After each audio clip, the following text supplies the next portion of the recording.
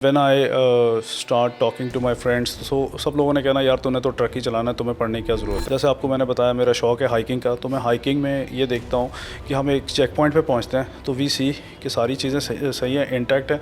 If there is an excess baggage उसको छोड़ दो, और अगर कोई बंदा नहीं साथ चलना चाहता उसको छोड़ दें। अगर वो एक ट्रांसपोर्टेशन कंपनी स्टार्ट करना चाहता है, वो कौन से स्टेप्स हैं जो फॉलो करे और एक ट्रांसपोर्टेशन कंपनी को ओपन करे? कैपिटल कितना चाहिए होता है? इमेजिन करें कि आपके घर में खाने पीने का सामान ना पहुंचे। सोचिए कि आप अपने पसंदीदा फैशन ब्रांड के कपड़े ना खरीद सकें। इमेजिन करें कि आप ऑनलाइन ऑर्डर करें मगर वो कभी आप तक ना पहुंचे। सोचिए कि आपकी गाड़ी के लिए फ्यूल ही ना मिले। सब चीजें एक ही सिस्टम पर डिपेंड करती हैं और वो है लॉजिस्टिक। आइए समझते हैं, जानते हैं और सुनते हैं लॉजिस्टिक की दुनिया के वो चैलेंजेस, वो कहानियां जो अनएक्सप्लोर्ड हैं, जो अनहर्ड हैं, जो सुनाई नहीं देती हैं। Let's give voice to these voiceless people with me. आइए शुरू करते हैं लॉजिस्टिक की दुनिया।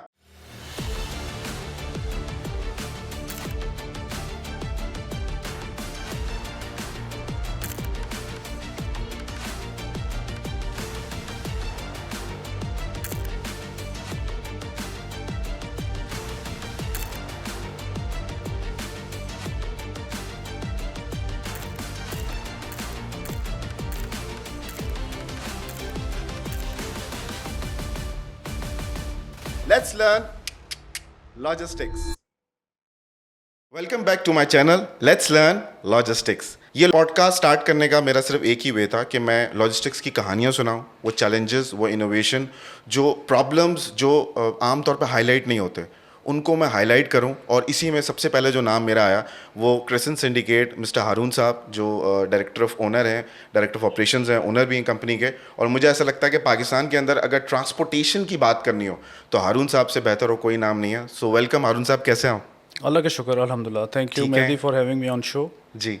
तो थोड़ा सा अपने बारे में बताएं, थोड़ा सा सर पर्सनल, थोड़ा सा अपना कैसा आपने आगाज़ किया? हमारा फैमिली ओन बिज़नेस है, तो जब से पैदा हुए तो होश संभाला तो ट्रांसपोर्ट करते ही देखा अपने बड़ों को। और उस वक्त ट्रांसपोर्ट इंडस्ट्री बड़ी बूमिंग थी, और हमारी फैमिली जो थी इसके जो मेन कैरियर्स थे पाकिस्तान में, ये वापडा के और तरबेला के बड़े बड़े प्रोजेक्ट्स कर रहे थे। तो then family own business divide होते गए। तो जब मैंने अपनी एजुकेशन कंप्लीट की डीएचए डिग्री कॉलेज से, और फिर पीबीआईटी इंफॉर्मेटिक्स से किया, और काम में आ गए। तो एज़ आई टोल्ड यू, मैंने 18 ईयर की एज से अपना फर्स्ट प्रोजेक्ट स्टार्ट किया, and then on its 25 years so far. माशाल्लाह माशाल्लाह। तो कैसे आपको कैसे हुआ कि मैं इस इंडस्ट्री में आऊँ? क्योंकि मुझे अच्छी तरह याद है कि 10-15 साल पहले हमें लॉजिस्टिक, सप्लाई चेन, तो वर्ड भी नहीं पता थे। तो ये कैसे आपको कैसे आया, मैं ये जानना चाह रहा हूँ थोड़ा। देखिए, सबसे पहले मैं ये कहूँगा कि जब लोग कहते हैं ना कि जी कुछ काम करना चाहिए, तो मैं कहता हूँ कि अगर आपको सारी उम्र लगा के अपना काम नहीं आया ना, तो आपको दूसरा कोई काम नहीं आएगा। गल की थी तुसी तो उसमें जब हमने इस चीज़ को, मैंने अपना वो बेंचमार्क बनाया कि यार मैंने इस काम को बेहतर करना है। And when I start talking to my friends, तो सब लोगों ने कहना यार तूने तो ट्रक ही चलाना है, तुम्हें पढ़ने की क्या ज़रूरत है, तुम्हें तो ट्रक ही चलाना है। तो मुझे वो बात थोड़ी सी लगती थी। मैंने कहा नहीं, मैं इस ट्रक बिज़नेस को थोड़ा इनोवेट करूँगा, चेंज करूँगा, what ever in the capacity I can, इसको मैं रीशेप करूँगा। तो अल्हम्दुलिल्लाह उसके अंदर स्टेप बाय स्टेप हम चलते गए, और जो टीम मेरे साथ है, मेरे वालिद और भाई, they are very cooperative, initiative लेने देते हैं। We have a very open discussion, और उसमें जो उस वक्त के हिसाब से जो डिसीजन है, and we always focus on clients. तो जो आपका पैसा आ रहा है वो कस्टमर से आ रहा है, और आपने जो उसको साथ लेके चलना है सारे स्टेक होल्डर्स को, अपने पार्टनर्स को, सप्लायर्स, एम्प्लॉयज़। तो we have a very healthy atmosphere in the company. तो इस हेल्दी एटमॉस्फेयर की वजह से चैलेंजेस भी सबके हैं।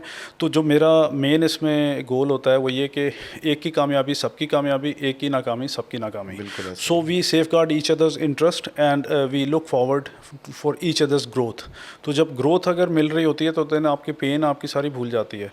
तो व्हेन वी लुक अपने 5 साल 10 साल का जो पीछे का टाइमलाइन जो सफ़र है उसमें हमें ये फ़िक्र नहीं होती कि हमने क्या खोया क्या पाया। वी नो कि सब चीज़ें हम साथ लेके मंजिल पे पहुंच गए हैं। जैसे आपको मैंने बताया मेरा शौक़ है हाइकिंग का, तो मैं हाइकिंग में ये देखता हूँ कि हम एक चेक पॉइंट पे पहुंचते हैं तो वी सी कि सारी चीज़ें सही हैं, इंटैक्ट है। If there is an excess baggage उसको छोड़ दो, और अगर कोई बंदा नहीं साथ चलना चाहता उसको छोड़ दें। सही। और if somebody is up for the challenge आप उसको मोटिवेट करें और स्मॉल टास्क स्मॉल गोल्स के साथ आप आगे बढ़ते जाएं। ज़बरदस्त। देखें, हमारे आज पॉडकास्ट करने का जो मकसद था मेन मेरा, कि अगर कोई भी लड़का एंटरप्रेन्योर हो, वो मिडिल एज पे हो या बिल्कुल एंट्री लेवल पे हो या बिल्कुल प्रोफेशनल लेवल पे हो, अगर वो एक ट्रांसपोर्टेशन कंपनी स्टार्ट करना चाहता है तो सर आपसे बेस्ट इंसान कोई नहीं है। वो कौन से स्टेप्स हैं जो फॉलो करे और एक ट्रांसपोर्टेशन कंपनी को ओपन करे? देखिए, मैं ये कहूँगा कि it's a very challenging job. एक दिन में कुछ नहीं होता, और बहुत अच्छी बात है अगर कोई लोग आएँ और उनके लिए बहुत मार्जिन है। इस काम में पैसा बहुत है और गैप बहुत है। तो जब पैसा, गैप और चैलेंजेस बहुत हैं तो इसका मतलब है somebody has to be muscle up करके वो आ जाए। तो आए कैसे? अब देखें, काम सारे हो जाते हैं, सिर्फ एनवायरनमेंट देने की बात होती है। आप एक चाय की दुकान पे भी जाते हैं और एक कॉफ़ी शॉप पे भी जाते ऐसे ही हैं, है। तो कॉफ़ी शॉप पे आपकी फैमिलीज़ भी अकेले जाके वो कॉफ़ी बाय कर सकते हैं, बट चाय के होटल पे एनवायरनमेंट वो नहीं है। ठीक है? तो सिमिलरली ट्रांसपोर्ट के काम में भी हमने वो एनवायरनमेंट अनफॉर्चुनेटली प्रोवाइड नहीं है, बट हमें किसी भी चीज़ को वो नहीं ब्लेम गेम नहीं करनी, और अपने एंड से खुद सीधा करना है और साथ लाइक माइंडेड लोगों के साथ जुड़ के और कोलैबोरेट करके चलना है। मैं बच्चों को कहूँगा, लेट सपोज जो भी इस काम में आना चाहता है, फ्लीट मैनेजर्स हर कंपनी को चाहिए। पढ़ा लिखा बंदा, पढ़े लिखे लोगों की बड़ी वैल्यू है। वो अनफॉर्चुनेटली हम मतलब लोग सारे जॉब्स, ऑफिसेज की जॉब्स को प्रेफर करते ऐसे हैं, ही। और फील्ड जॉब्स पे जहाँ पे असल पैसा और असल मेहनत, असल स्किल्स हैं, वहाँ से भागते हैं। अच्छा, अगर वहाँ पे अच्छी इन्वायरमेंट दी गई हो तो हमारे लड़के वो वीगोस पे जाते हैं और वो काम करके जॉब से वापस आते हैं। We give them good allowances, और उनके तो वो हमारे काम को कवर कर रहे हैं, हम उनको in the term of money and experience दे रहे हैं। तो एक लड़का जिसको मोबाइल ऑपरेट करना आता हो, जिसका अपना बैंक अकाउंट है, he is a very handy guy, जो पेपर वर्क जानता हो, तो उसको सिर्फ ये करने की ज़रूरत है कि ट्रांसपोर्टर्स से जुड़े और वेबिनार्स, सेमिनार्स अटेंड करे, स्टडी करे, चैलेंजेस को डील कैसे करना है। और सबसे इम्पॉर्टेंट बात, कोई भी टेक्स्ट बुक या रूटीन से हटके उसको लोकलाइज होना चाहिए। हर तरह के बंदे से मिलना चाहिए, किसी से कोई बंदा आप मुझे पता है कि आप कितना लोगों के अंदर घुलते मिलते हैं, जाते हैं। आपने कोई कोई किसी भी एथनिक लोगों से कोई प्रॉब्लम नहीं है, तो इसका मतलब है लोगों में प्रॉब्लम नहीं है। सिर्फ हमारी अप्रोच, हमारे अंदर जो खौफ बैठे हैं उनसे हम बिल्कुल बालातर होकर निकलते हैं, तो पता ये चलता है कि सक्सेस उसी के अंदर है। अच्छा, जब आप स्ट्रीट स्मार्ट होने के बाद उन लोगों से कनेक्ट होके, आप फियरलेस होके जब अपनी जॉब पे आते हैं, यू विल फील कंफर्टेबल और परफॉर्म करते हैं। और सेकंड ये है कि कोर्सेज करें, अपने ऊपर इन्वेस्ट करें।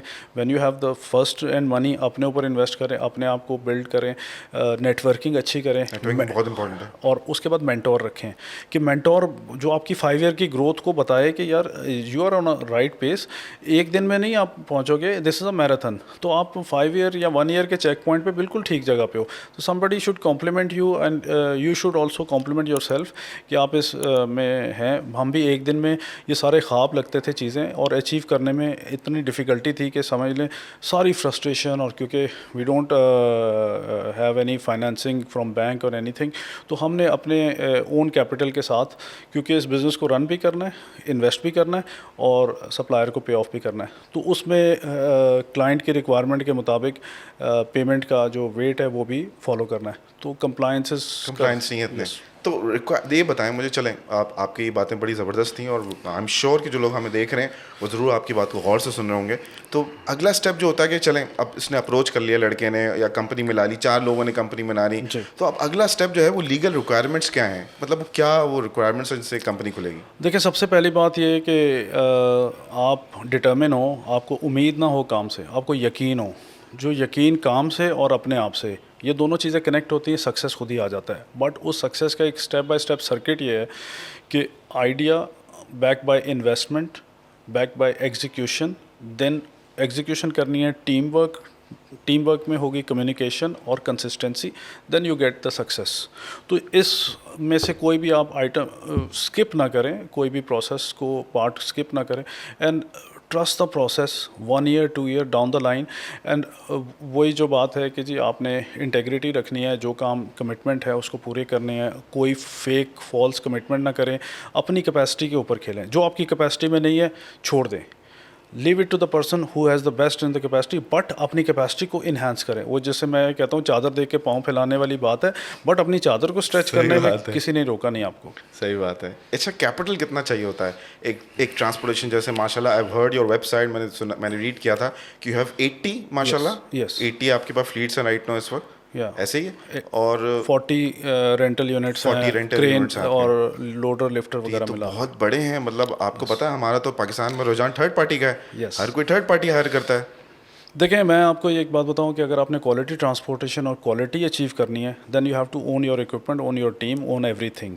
तो अंदाजन कितना कैपिटल, यही मेरा सवाल था कि कितना कैपिटल चाहिए देखें, अगर आप मिनिमम भी बताएं ज़रा और मैक्सिमम भी बताएं। अगर आप छोटे से छोटे लेवल पे शुरू करेंगे तो वो मैं कहूँगा इतना कम पे वही है कि लड़का पहले 5 साल किसी के साथ लगाए सीखे, then he has certain amount of capital. वो 10 मिलियन से स्टार्ट है कि 10 मिलियन पे अपना कोई प्लेटफॉर्म ऐसा कैरी कर ले। हमारे पास ब्रोकरेज की भी ऑप्शंस हैं। Brokerage for the first 5 year you should have a job in a very good logistic company, then next 5 year you have a brokerage house कि आप लोगों को कनेक्ट करें B2B और थर्ड पार्टी से काम करवाएं। आफ्टर दोज 10 ईयर एक्सपीरियंस आप अपना पहला ट्रक उसके बाद लें। So you can have all the experience, customer, हर चीज़ आ जाएगी उसके हर बाद। चीज़ आपके बहुत हाथ अच्छा में है, हो, बहुत अच्छी बात उससे पहले नहीं। देखें, जैक मा ने भी एक बात बोली कि अगर आपके पास आपका जो ट्रैक्टर का अगर कारोबार है तो आप रोल्स रॉयस का इंजन ना लें। सही। ठीक है, तो अपने हिसाब से आपको बेहतर पता है, you know what you really need, तो उसमें अपने एरिया में एक्सेल करते जाएं और अपनी रेंज को शॉर्ट रखें। हम देखें, रेंज अगर लेट सपोज 300 किलोमीटर्स की मेरी अगर रेंज है तो मैं सखर तक तो इजीली कैटर कर सकता हूँ। अगर मैं पंजाब जाऊँगा तो मेरी या KP के जाऊँगा तो मेरी एनर्जी बस्ट हो जाएगी। मुझे उतना ज़्यादा कैपिटल चाहिए, वर्किंग कैपिटल, और मैं उसके अंदर देखता हूँ कि मुझे कस्टमर कौन सा मिलता है, जिस कस्टमर को बिल्कुल मैं सेटिस्फाई करके लेके चलता हूँ, उसकी कंप्लायंस, उसकी रिक्वायरमेंट, तो ही कैन मतलब leave his cargo tension free with Kristen syndicate. ज़बरदस्त। हम अगले सेगमेंट में जाते हैं, Yeah. जो मेरा फेवरेट सेगमेंट है कि आप अपनी प्रोफेशनल लाइफ में जो आप इस वक्त काम कर रहे हैं, Yeah. इसमें कोई ऐसा वाकया, कोई ऐसा इंसिडेंट, कोई ऐसी बात जो आपको एक तो इतनी चैलेंजिंग लगी हो, जो आपके दिलो दिमाग पर छा गई हो और आपने बड़ी एफर्ट्स की हो ड्यूरिंग द प्रोफेशनल वर्क, कि इससे निकलने में आप लगा यार मैं इंसान बहुत चेंज हो गया हूँ। कोई ऐसा वाकया अगर आप शेयर करेंगे हमारे साथ, कोई ऑपरेशन का वाकया। In the last 2.5 decades number of challenging task we have सबसे डन। टॉप नंबर 1 देना होता किसी देखिए, उसके अंदर कुछ तो ये है कि जो अभी इन द रिसेंट 5-6 years जो गवर्नमेंट अलाउज होते हैं मोटरवेज़ के, नेशनल हाईवेज़ के, ये बड़े चैलेंजिंग होते हैं। जो आपको मेन लाइन पे या अगर आपको कहीं डिग करना पड़ता है और कोई ब्रिजेस खुलवाने पड़ते हैं तो वो अलाउज बहुत मुश्किल होते हैं। तो we have job 2 years ago, और जिसमें हमें अलाउ के लिए 2 months का वेट करके भी अलाउ नहीं मिला, तो we have to make shift arrangement. हमने रेलवे की पटरियों पे रास्ते बना के और उससे अपनी गाड़ियों को गुजारा, और उसके बाद फिर रॉन्ग साइड से ब्रिज पे रिवर्स लेके जाके, तो ये आपको पता है डैम ब्रिज में होता है कार्गो, तो पोर्ट से निकालना है। अच्छा, अब जब पोर्ट से निकालते हैं तो रास्ते में जो ट्रैफिक है वो आप कॉम्प्रोमाइज़ नहीं कर सकते कि एक दिन भी उसको रोका जाए, तो ये चीज़ें साथ साथ चल रही होती हैं। तो फिर आपको जो अपने वर्कफोर्स को संभालना है, that need a huge capital, कि आपकी वर्कफोर्स जो है, हमारे अल्हम्दुलिल्लाह जो 350 एम्प्लॉयज़ हैं उनको हम मैनेज कर रहे होते हैं, उसके साथ अपने एसेट को भी मैनेज करना है। बहुत बड़ा नंबर है 350 एम्प्लॉयज़, यस, इसको आप मैनेज कर रहे हैं। इसमें आपका जो स्किल्ड और अनस्किल्ड की क्या तादाद है इसमें? देखिए, हमारे जो स्किल्ड हैं, मैं तो सबको स्किल्ड कहूँगा क्योंकि जो ब्लू कॉलर भी है वो भी लड़का हमारा ट्रेंड है, कोई भी बंदा ऐसा नहीं है जिसको उसके एरिया में ट्रेनिंग नहीं दी गई। सही। तो देखें, training is the key to success. ऐसे ही। आपने अपने ह्यूमन कैपिटल को अगर अच्छा डेवलप कर लिया तो वो आपके जो एसेट्स हैं उनको भी अच्छा संभाल सकता है। अगर उस पर आपने इन्वेस्टमेंट नहीं की तो मैं अपने काम में ये कहता हूँ कि हमारे 6 डिपार्टमेंट हैं, मार्केटिंग बिज़नेस लेके आता है, प्रोक्योरमेंट उसको ऑपरेशंस उसको एग्जीक्यूट करता है, but back by maintenance, equipment maintain होना चाहिए और ह्यूमन रिसोर्स की तरफ से वेल पेड और मोटिवेटेड होना चाहिए। उसके बाद QHSE का हमारा बहुत बड़ा रोल है कि क्वालिटी के बगैर कोई भी पैसा आपको नहीं देगा, खर्चा दे देगा, पूरे करा देगा, पैसा नहीं देगा। पैसे के लिए क्वालिटी एंड रिलायबिलिटी, सेफ्टी। तो व्हेन समबडी फील सेफ, उसको पता है कि भी मैं इधर से कोई भी जब बेफिक्री के साथ मेरा कार्गो यहाँ से पॉइंट A से पॉइंट B तक चला जाता है। अच्छा, फिर इस काम में ये है कि आपको तो then come the finance part के वो उसको फ्यूल करता है, तो we keep on doing the jobs. सही, ज़बरदस्त। अच्छा, मैं आपसे अगला सवाल जो है बड़ा इंपॉर्टेंट सवाल है। मैंने भी, आप भी काम कर रहे हैं, मैं भी काम कर रहा हूँ ट्रांसपोर्ट इंडस्ट्री के अंदर। जी। हेल्थ, सेफ्टी और एनवायरनमेंट सबसे इग्नोरेंट पार्ट, यस। जिसको कोई ध्यान ही नहीं देता। जी। Lives are very unimportant, specially drivers की। अच्छा, मैं थोड़ा सा अगर अपना बताऊं कि मैं जितनी कंपनीज में काम करके आया हूँ, मुझे एक चीज़ MNCs ने सिखाई कि आपके लिए प्रोसेसेस ज़्यादा इंपॉर्टेंट है rather than people। अगर आप अपने प्रोसेसेस को बेहतर बनाएं, अच्छा बनाएं, तो हो ही नहीं सकता कि अगर कोई ऐसा आदमी आ रहा है जो आपके प्रोसेस को बाईपास कर रहा है तो वो पास ही ना कर सके, उसको प्रोसेस को चीज़ कर सके। तो हेल्थ एंड सेफ्टी में मैं देख रहा था, मुझे लगता है शायद नादर ही कोई कंपनी करती है, और आप मेरे ख्याल से वाहिद ही कंपनी मुझे लग रही है जो सेफ्टी पे इतना ज़्यादा जोर है। आप मुझे बताए थे कि ड्राइवर्स को आप ट्रेनिंग कराते हैं, हर बंदे की उसकी होती है। तो इसको थोड़ा इस पर थोड़ा डिस्कस करें कैसे। देखिए, इसमें कंपनीज हैं माशाल्लाह से पाकिस्तान में। देयर आर कंपनीज, उन कंपनीज के साथ जिन मैं बच्चों को कह रहा हूँ कि अगर वो आना चाहते हैं तो वो इन कंपनीज की लिस्ट ले लें, उनके साथ जुड़ जाएं, and there is a data.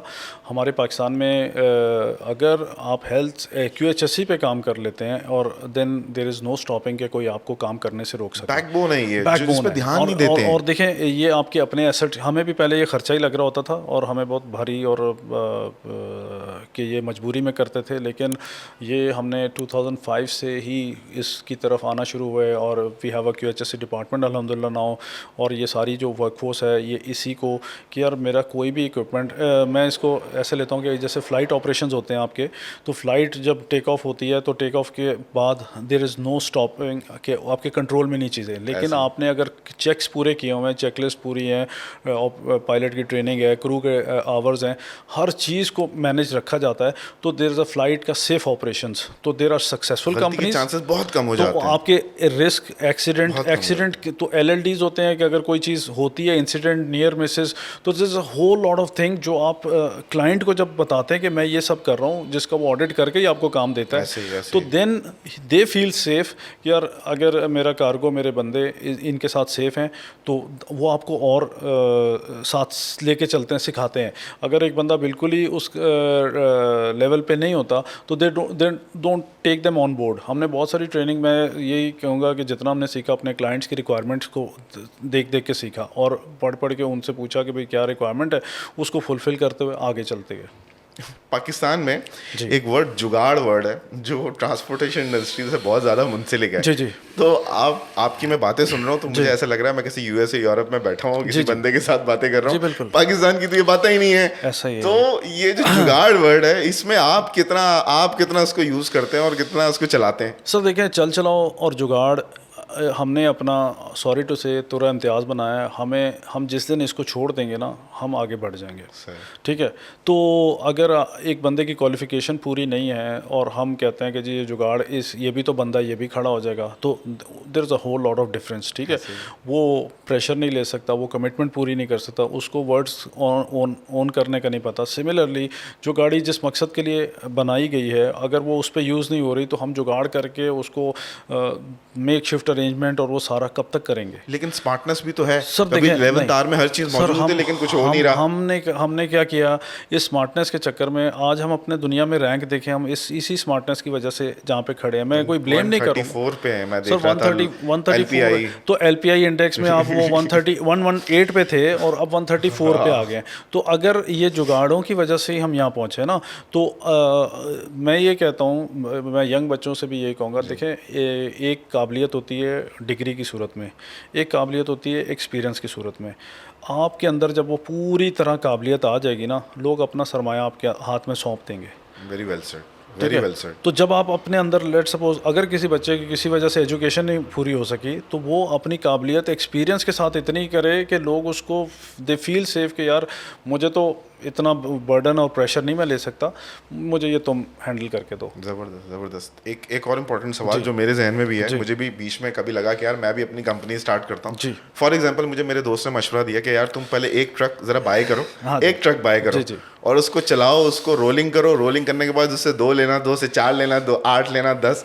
तो मेरा आपसे सवाल है कि अगर मैं कभी ये गलती करूँ और एक ट्रक बाय करूँ, मुझे कितना टाइम लगेगा 10 ट्रक जाने में, और मैं कर भी पाऊँगा कि नहीं?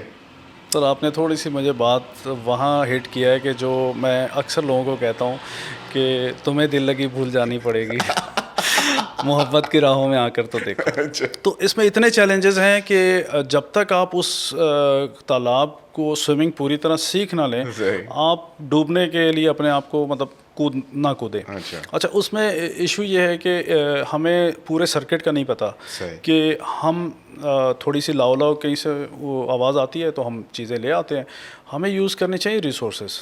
हमें ट्रस्टेड बंदों के साथ एक ट्रस्टेड एनवायरनमेंट में क्लियर एंड डिस्कशन करके अपना ट्रस्ट है कहाँ पाकिस्तान में? देखें वो क्रिएट करना पड़ता है। लाइक माइंडेड पीपल के साथ कनेक्ट हो के जुड़ेंगे, पहले उनको फेवर दें, उनके काम की चीज़ें पूरी करें, फिर उसको वो करें। अच्छा, अब ये जो अगर हम इस ट्रांसपोर्ट का जो सेक्टर है, it should become an industry by now. अगर हम इंडस्ट्री नहीं बना रहे तो हम अपने लिए अपने साथ जुल्म कर रहे हैं। मैं इसको प्रमोट इसलिए करता हूँ कि कोरोना के टाइम पे आप देख लें कि जी 2 चीज़ें थी जो मजबूरन आपको खोलनी पड़ी पाकिस्तान में और पूरी दुनिया में। वो एक बैंक्स थे और एक लॉजिस्टिक्स। तो आप इसकी इंपॉर्टेंस समझ लें कि हर चीज़ से ज़्यादा इंपॉर्टेंट है लॉजिस्टिक्स।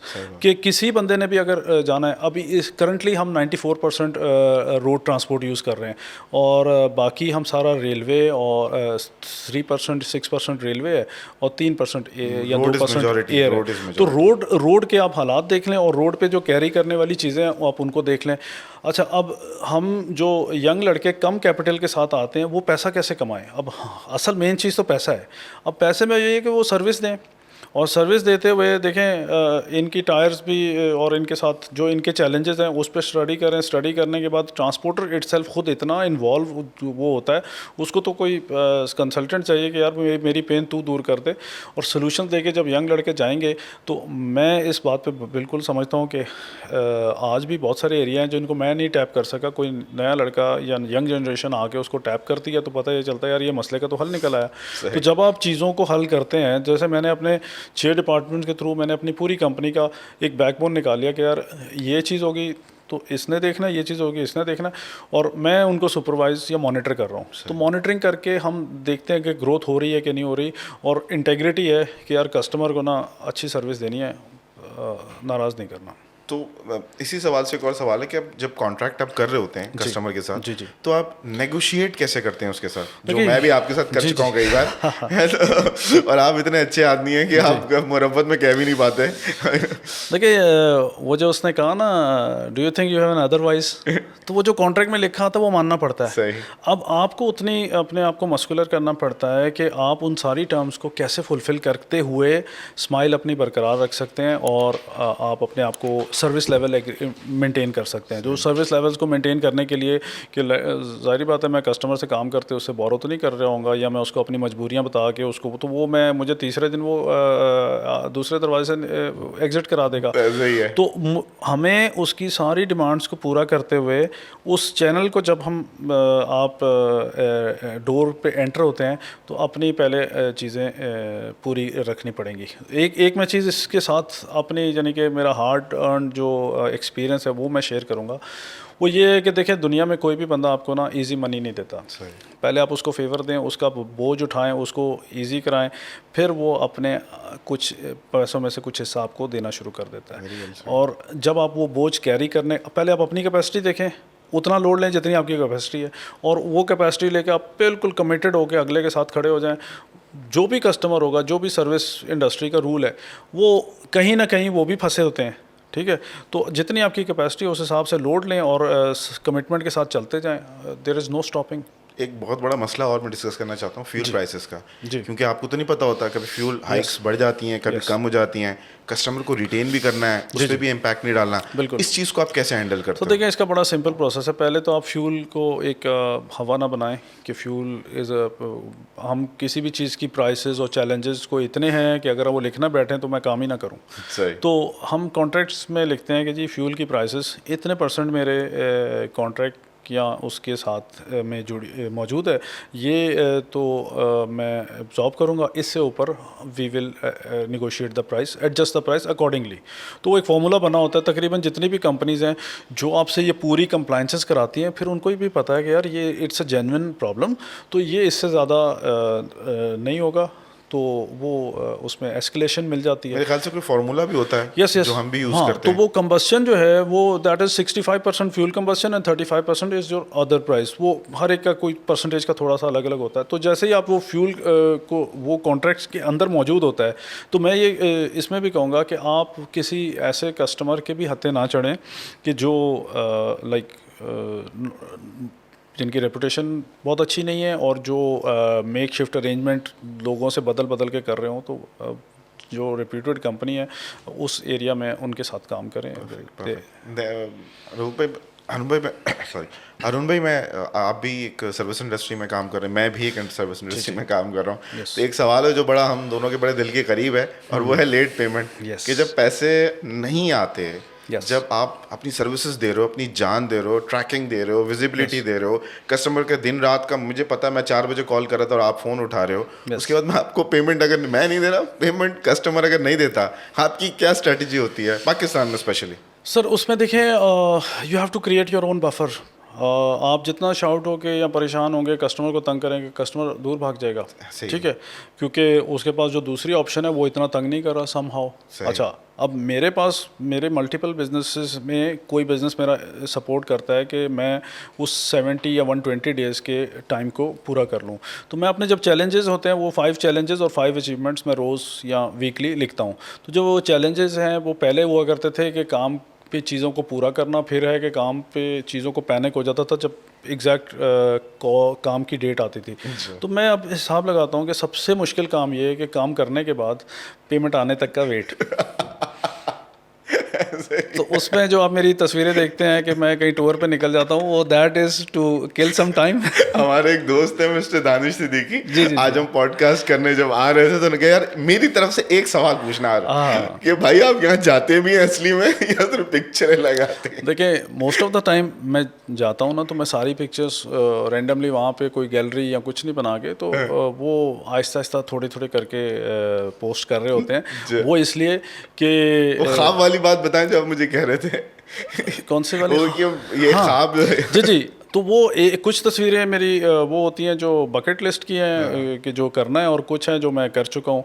तो जो जैसे वो बच्चे के पास अगर मर्सिडीज़ नहीं है तो वो पोस्टर तो लगा सकता है ना। सही बात है। हाँ, तो वो उसमें हम ये करते हैं कि वो अपनी गैलरी को मैं रिव्यू कर रहा होता हूँ कि यार अगर पेन आई है ना तो प्लेजर भी इस काम में बहुत है। तो when you have good friendly environment, जो लोग आपको चैलेंज करें, पुश करें और आपको एक पर्पस दें कि why you are doing this, तो आपका ये सफ़र जो है ना वो बड़ा अच्छे माहौल में, फ़न मस्ती में आप इसको कर जाते हैं। सही।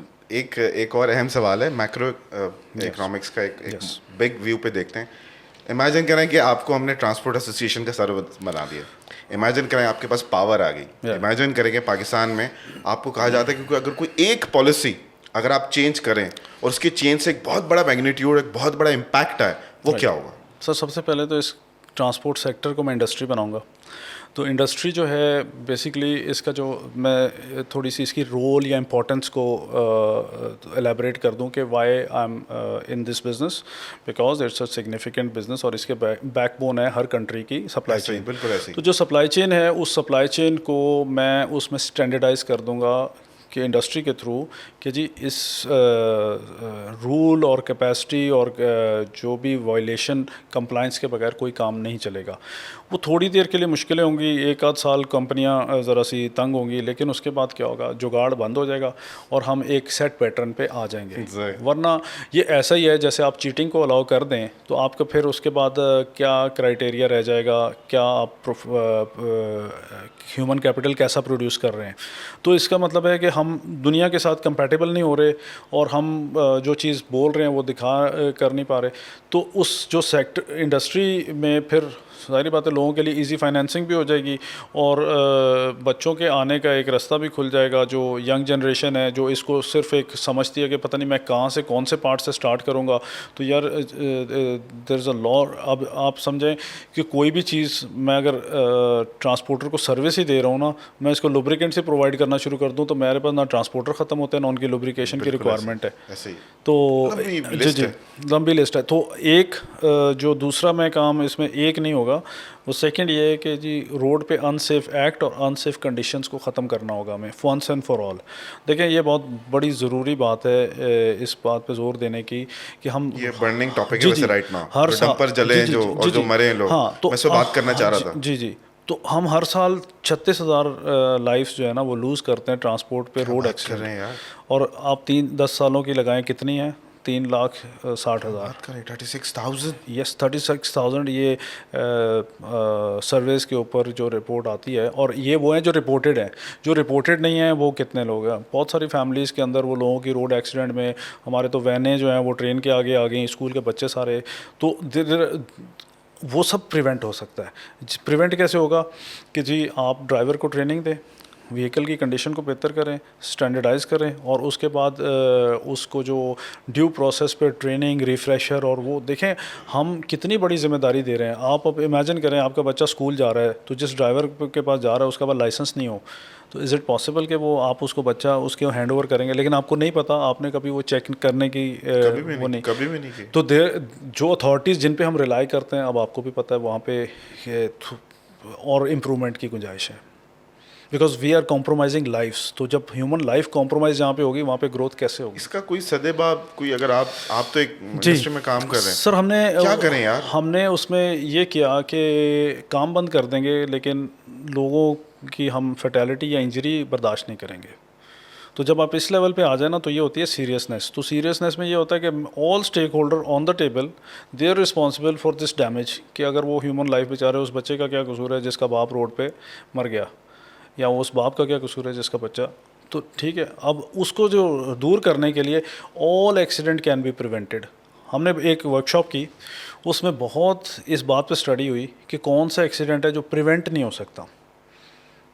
कौन सा एक्सीडेंट है जो प्रिवेंट नहीं हो सकता। हर किस्म का एक्सीडेंट प्रिवेंट हो सकता है। हमारे यहाँ एक बात है जी, अचानक ये आ गया, अचानक वो आ गया। हर अचानक का जवाब गोरे ने अपने सिस्टम में बना के रखा हुआ है। बट एक उसमें से एक्सीडेंट निकला कि जी अगर रोड की दूसरी साइड से कोई गाड़ी रोल ओवर होती हुई आपकी तरफ आ जाए, तो वो अब एक है कि अल्लाह की तरफ से आई है, तो किस्मत से आप उस पॉइंट पे थे कि अगले की गलती है और आपके पास इतना टाइम, रिएक्शन टाइम नहीं है। तो इस तरह की चीज़ें वेरी रेयर हैं। एक्सीडेंट रिड्यूस करते हैं तो लोग, कंपनियों ने ज़ीरो एक्सीडेंट, ज़ीरो उस पर सारा। अब हमारे पास भी जो LTI है 566 दिन हो गए कोई इंजरी नहीं है, तो हम उसको रिकॉर्ड कर रहे हैं और उसको चेरिश कर रहे हैं कि यार मेरा इतने 566 दिन हो गए, एक साल से ऊपर दूसरा साल हो रहा है, तो मैंने इसी को मोमेंटम को आगे बढ़ाना है। अरुण भाई, हम अब अपने शो के एंड की तरफ हम बिल्कुल जा रहे हैं जी। और आपको आज बुलाने का मकसद था बहुत ही कॉन्साइज वे में, समराइज्ड वे में, जी। थोड़ा ट्रांसपोर्टेशन इंडस्ट्री के बारे में थोड़ा गहरी निगाह रखें और आने वाला जो फ्यूचर है जिसमें हमारे जो भाई बहन, जो हमारी बच्चियां हैं, क्योंकि मैं एक इदारे में पढ़ाता भी हूँ, तो बहुत सारे बच्चे, यंग एस्पायरिंग स्टूडेंट्स मेरे से पूछ रहे होते हैं कि हमें इस इंडस्ट्री को कैसे ज्वाइन करें, क्या इसका कोई फ्यूचर भी है। ये तो हम आए दिन एक्सीडेंट देखते रहते हैं, परेशानी देखते रहते हैं और रोला ही पाते रहते हैं और ड्राइवरों की कोई सुनता नहीं है, तो आप क्या समझते हैं, क्या फ्यूचर इसका बेहतर है?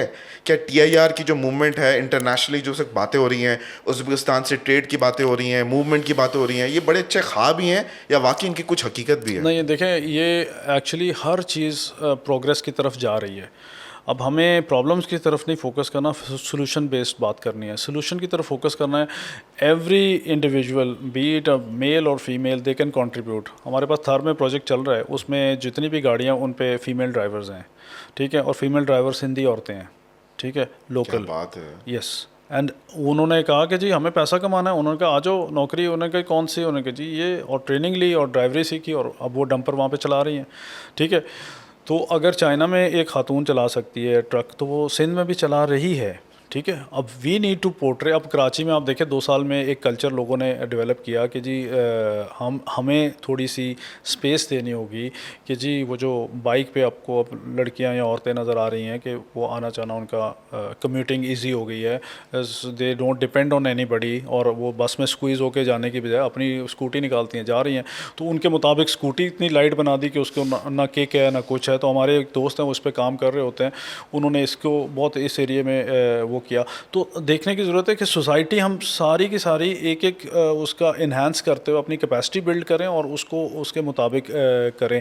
तो बेहतरी लाइक बच्चों के लिए ये है कि बहुत अच्छा होता अगर हम शुरू में लेजिस्लेशन ये कर देते कि लाइसेंस हासिल करने के लिए मैट्रिक की जो डिग्री सर्टिफिकेट है, मैट्रिक कम से कम मिनिमम, तो हमारी एजुकेशन ही सही हो जाती। और दूसरे तरफ से ये है कि ड्राइवर ही पढ़ा लिखा आ जाता। लेकिन अब मामला ये है कि ड्राइवर पढ़ा लिखा नहीं आ रहा और पढ़े लिखे बच्चे ड्राइवर की तरफ नहीं जा रहे। UNDP जो यूनाइटेड नेशन का वो ह्यूमन डेवलपमेंट प्रोग्राम है, उसने कहा जी मुझे ड्राइवर दे दो, हमें ड्राइवर हम ट्रेन कर देंगे, पैसा भी लगा देंगे। हमें UK US में पैसे, वो यूरोप में ड्राइवरों की शॉर्टेज है, हमारे पास वो पढ़े लिखे ड्राइवर ही नहीं है कि जिसको हम यहाँ से भेज सकें। अच्छा, अगर आज वो बच्चे ने सोचें पेपर वर्क पूरा किया होता, उसके पास HTV लाइसेंस होता, तो अब वो जो धक्के खा रहे हैं इमिग्रेशन के लिए, उसको वो खुद घर से आके लेके जाते। कनाडा में सबसे हाईएस्ट पेड जॉब है ड्राइवर की। हाईएस्ट पेड जॉब है। अच्छा, अभी मुझे एक मेरे दोस्त हैं, उन्होंने कहा कि जी मैं पुर्तगाल गया, तो पुर्तगाल में उन्होंने एक छोटी सी बात की कि यार वेयर यू फ्रॉम, उन्होंने कहा पाकिस्तान। उसने कहा Pakistan land of agriculture, you know what, if we have 5000 Pakistani farmers, ये सारा लैंड हमारा बहुत अच्छा फ्लरिश कर जाए, आबाद हो जाए। तो उन्होंने कहा they are very hard working. अच्छा, अब देखें हमारे हर एरिया में एक्सेलेंस मौजूद है, उसको पॉलिश करना है, एक अच्छा इन्वायरमेंट देना है। आप और मैं क्या कर सकते हैं, हम एक अच्छा इन्वायरमेंट दे सकते हैं। मैंने ऑनेस्टली कभी सोचा भी नहीं था कि ट्रांसपोर्ट पे बात करने के लिए कभी कोई मौका देगा या इसको कोई इम्पोर्टेंस देगा।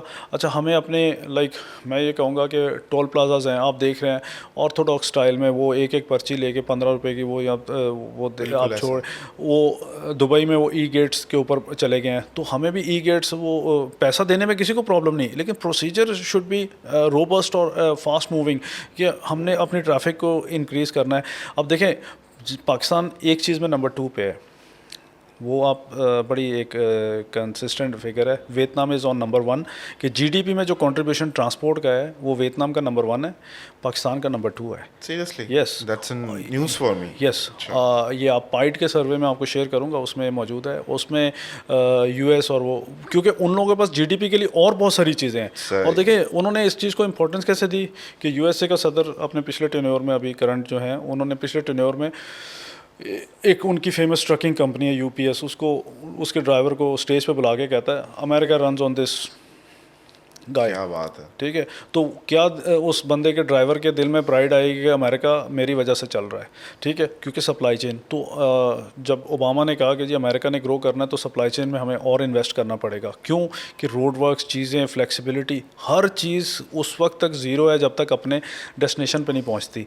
तो इस चीज़ पे चाहे वो पैसेंजर है चाहे वो, तो हमारे पास बहुत सारा रूम है, बहुत सारी, लेकिन जब बच्चे या जो भी काम करे, जब सेफ्टी और रिलायबिलिटी के साथ काम करे, कमिटमेंट के साथ काम करे, चाहे वो आप एक छोटी सी ऊबर है वो अच्छी सर्विस दे सकती है, और बड़े से बड़े ट्रेलर के साथ अगर आप किसी को ब्रांड न्यू भी लोगों को ख़राब करेंगे तो वो भाग जाएंगे। ज़बरदस्त। इसी के साथ हम पॉडकास्ट को अपने कंक्लूड की तरफ लेके जाते हैं।